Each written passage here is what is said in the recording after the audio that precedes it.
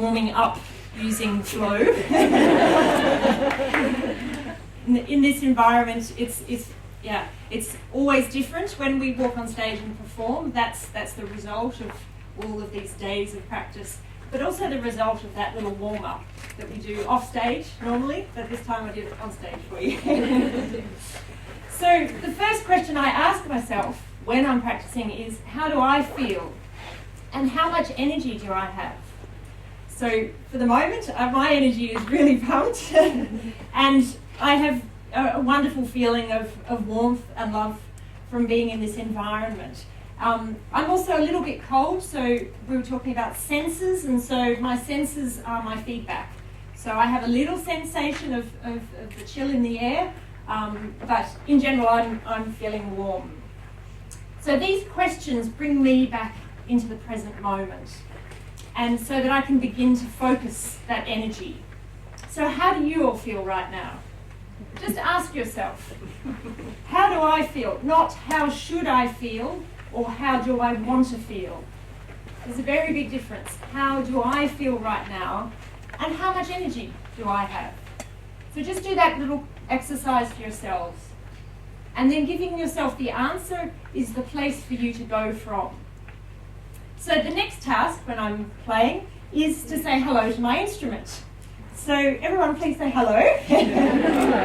This is Freddie. He's 100 years old this year, I only just realised yesterday. He has a few cousins at home who are actually even older than him. But for this opportunity I was bringing my modern violin. I'm actually a specialist in historic performance, so I use instruments from the period that I'm performing in. So an instrument from the 18th century, an instrument from the 19th century, and this is my instrument from the 20th century. From the 20th century on, the violins didn't change that much in terms of their structure and also with the bow. But it's very important for me to reconnect with my instrument each time, and I do that through this sensory aspect, through the touch of the instrument and also through the sound. So with the example before, I was searching for a sound that I enjoyed, but also that created a resonance. This helps to bring a sense of ease and calm for me, for my body, and for my mind. You can also do that just by asking yourself to engage in your senses and registering the feedback as conscious information about you and your environment. So now I've begun to set up the prerequisites to a flow state, and they are clarity of goals and immediate feedback, a balance between ability and challenge, and a high degree of concentration on a limited field. But our state of awareness and our environment is constantly changing, and this changes the level of challenge, either increasing our level of anxiety or our level of boredom. Sometimes we don't notice the difference. So that's why these questions are very important, to bring them back to you, because if you don't ask, you will often get confused between those two emotions of anxiety or boredom. So the Hungarian psychologist Csikszentmihalyi presented the world with these findings on flow, and he writes, when people perceive themselves to be above their own personal average level of challenges and skills, they experience flow. The opposite is a state of apathy, where both challenges and skills are low. Other combinations of challenges and skills produce feelings of worry, anxiety, and arousal. So when your challenge outweighs your skills, or when control, relaxation, and boredom kick in, is when your skills outweigh the challenge. So when I was 5 years old, I heard in the school playground that the violin was the most difficult instrument in the world to play. Therefore, I decided then and there, that's what I want to do. I've always been grateful to that 5-year-old me taking on a challenge that is never-ending source of learning, creativity, and inspiration. So, back to the practice. By asking the following questions, I can help myself to bring myself back into this state of flow while I'm practicing. The first one being, am I bored or am I anxious? And this can happen while I'm practicing, even within a split second. I can determine at that moment where I'm losing focus. Do I really enjoy my sound? And do I listen to the overtones and the texture of the sound? Do I allow a flexible rhythm and tempo? And how can I simplify the passage in order for me to get a good feeling for it? Or am I just trying to be too perfect? The key aspect is to notice the exact moment when the connections between notes are not smooth, or when my attention is distracted, or when the sound is not resonant, or again, when I'm trying too bloody hard. So my main thing that I would tell myself at that moment is to slow down. Often we practice with this idea of scales or arpeggios. Anyone who learns an instrument may remember those. Often the bane of everyone's life. But they are a very useful tool for us to be able to get into this moment. And we often do them very quickly because they're an exercise and we have to get through them, like any exercise that you are required to do. So for me, I use that time to slow down. So a scale would be...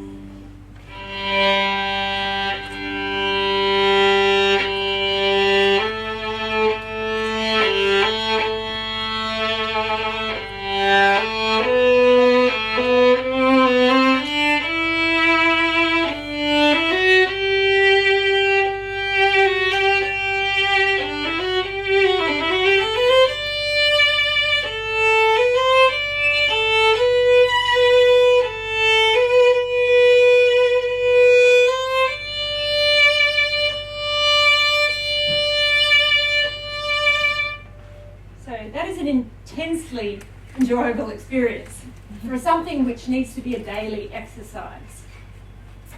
The thing that I'm doing also is searching for this resonance. And just like the trees outside, we need to have a strong connection to the earth.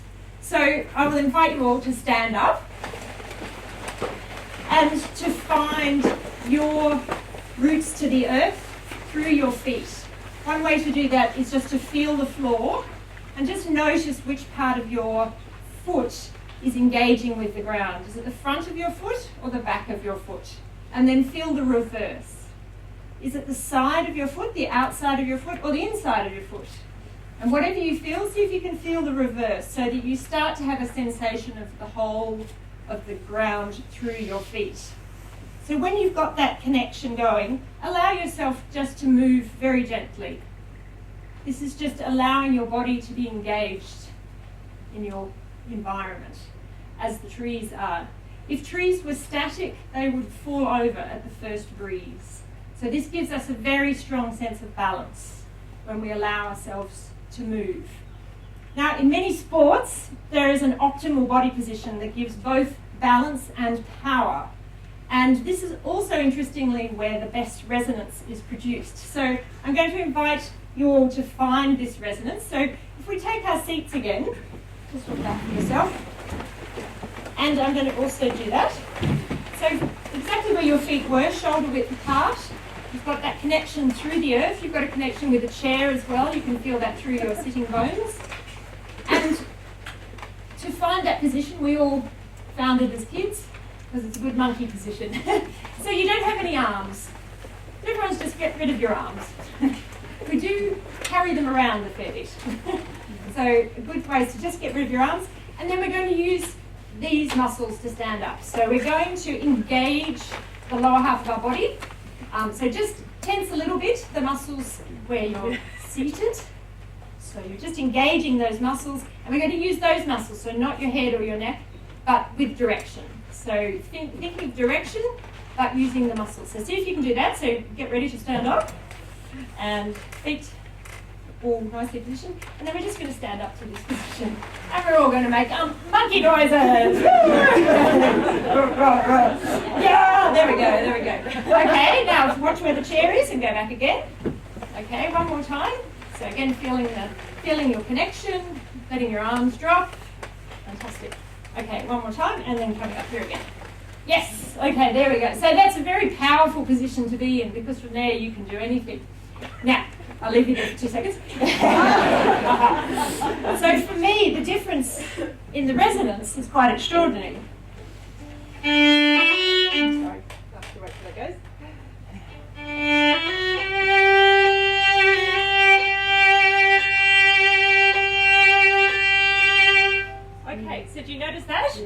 Okay, so you can all sit down again. Thank you. So all I'm doing is playing exactly the same way, but I'm creating this resonance because my body is now in this resonant stage.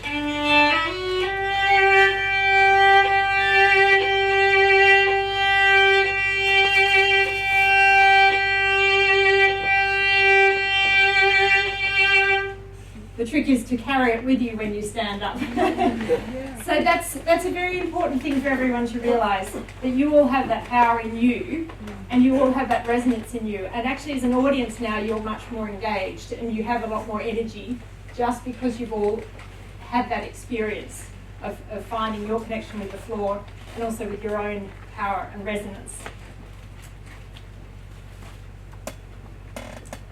I've had the fortune to study flow with several people, including Eve Newsom, who now works at Griffith University, and Andreas Berzik, who is in Bremen. And he was the one that really made this connection between the work of flow and music and how we can connect that. And to be able to connect this sense of resonance, I've been teaching this at the Conservatorium in The Hague for the last 10 years, along with Susan Williams. And we've had the wonderful experience to work with musicians of all instruments, singers, conductors, and to find how individually they can search for this resonance. So even an instrument that I don't play myself, it's amazing what the same work applies across the instruments.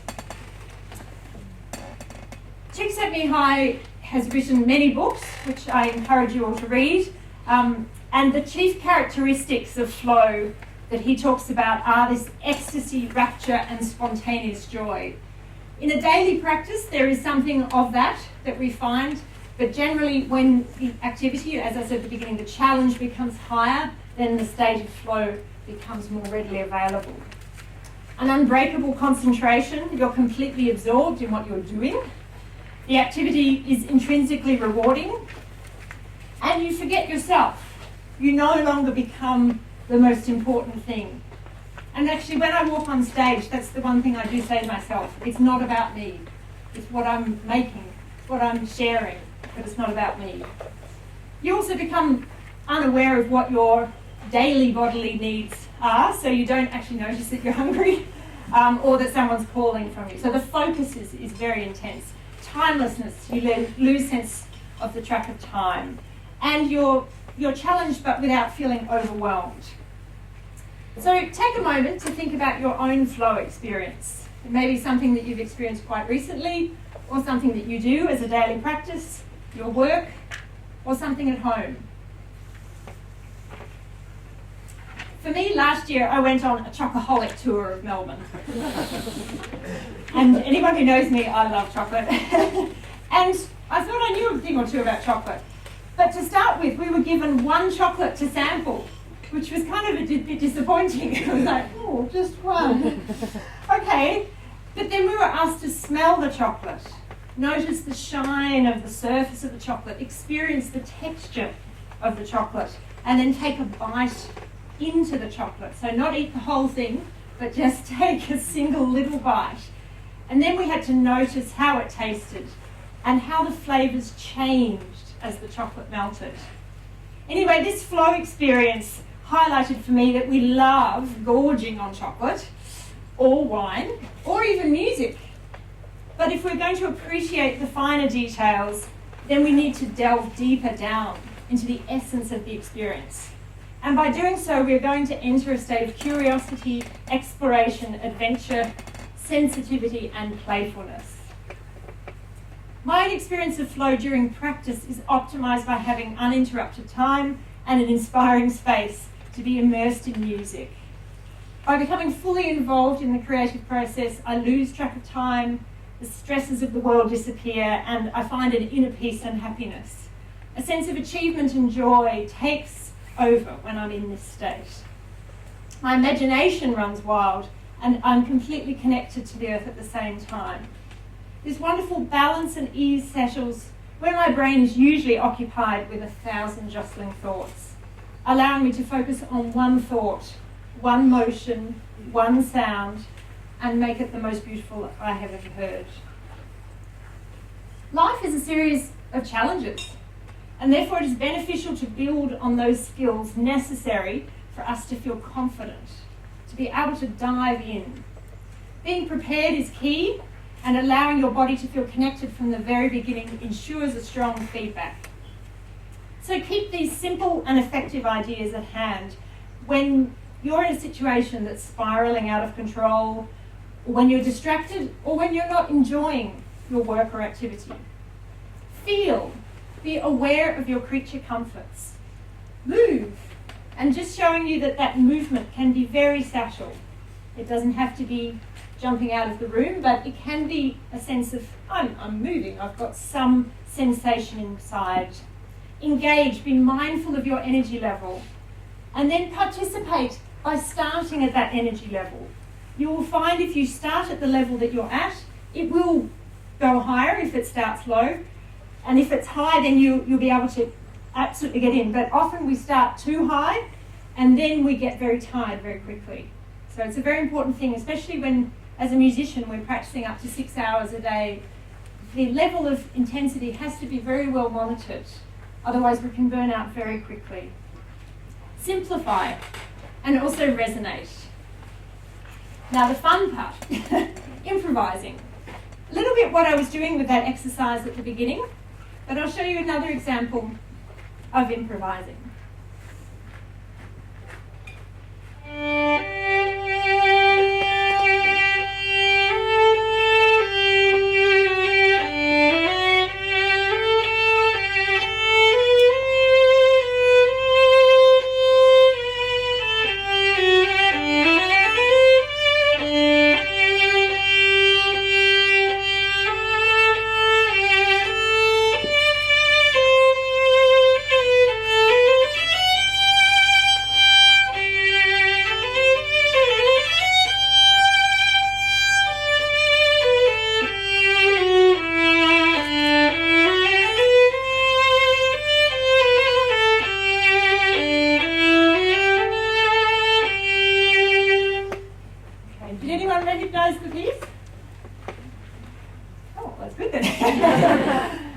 I'll play it for you.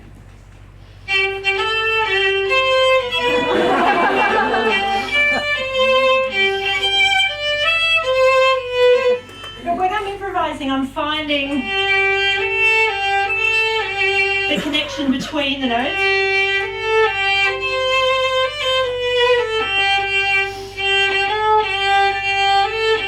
And then, so what I was doing was not practicing with the rhythm or with the articulation that I needed, but just the sound and carrying that sound through. We can do that with words, we can do it with anything. We don't often know that we can create this sense of legato, this sense of connection between things, and then later they can become independent and joyful in their own right, each note. But I think that's something we tend to miss in life. We tend to staccato, we make everything very separate. So search for those connections as much as you can. So we're getting towards the end of the little talk we have here. One of the surprising impediments to flow is actually over-ambition. Fear is another one, and impatience, which either drag us into the past or the future, rather than allowing us to be in the present. And how we deal with those impediments is determined by how we can release our mind from being stuck or overwhelmed. And I think it's also worth to note that when you're in a flow state, it's almost impossible to have negative thoughts. And I think this is a very important aspect of our lives when we're frustrated or we have the anxiety of colleagues that is around us. When we're in a state of flow, this reduces the effect it has on ourselves, so we can keep going in the direction that we're wanting to go without distraction.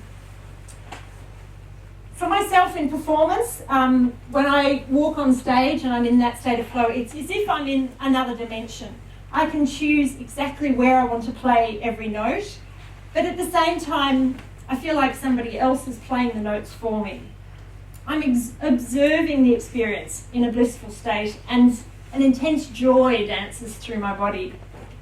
This freedom and spontaneity in performance is liberating.